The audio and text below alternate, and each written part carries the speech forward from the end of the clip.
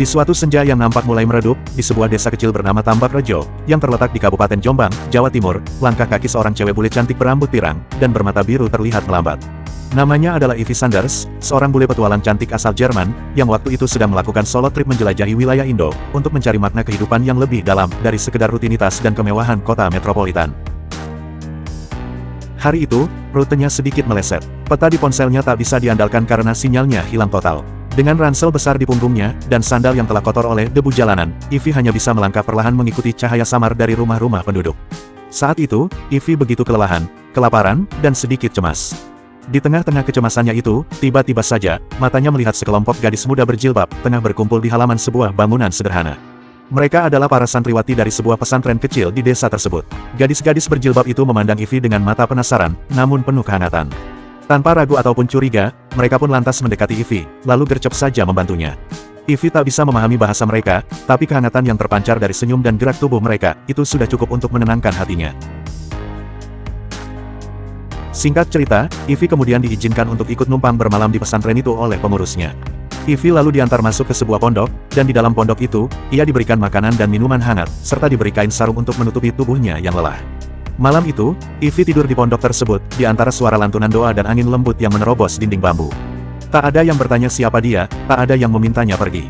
Di pondok itu, Ivy diterima seutuhnya tanpa syarat. Esok paginya, Ivy tak segera pergi dari pesantren itu. Entah kenapa kakinya terasa berat untuk meninggalkan pesantren tersebut.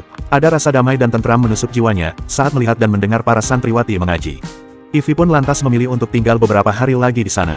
Dan untungnya, pengurus pesantren itu mengizinkannya. Ivy pun kini mulai turut membantu kegiatan di pesantren tersebut, mulai dari menyapu halaman, memasak, hingga ikut mendengar pengajian, meski ia sendiri tak mengerti sepenuhnya.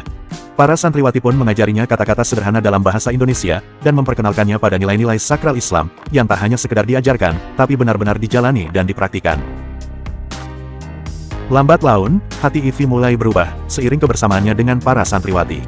Ivy melihat, ada sesuatu yang berbeda dalam cara para santriwati itu memuliakan waktu, cara mereka saling menjaga, dan cara mereka menyambut siapapun dengan hati terbuka.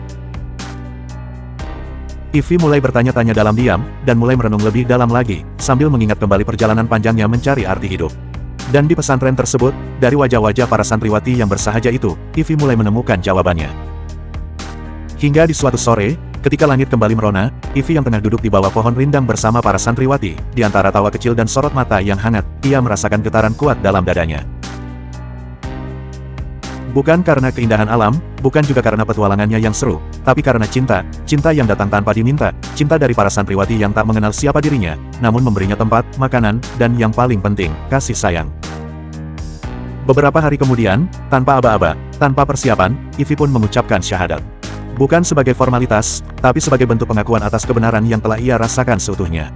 Air mata Ivy menetes deras, bukan karena kehilangan masa lalunya, tapi karena menemukan rumah baru dalam hatinya. Ivy tak lagi hanya sekedar sebagai seorang pelancong, tapi, kini ia adalah seorang muslimah, yang menjadi bagian dari keluarga besar para santriwati di pesantren itu.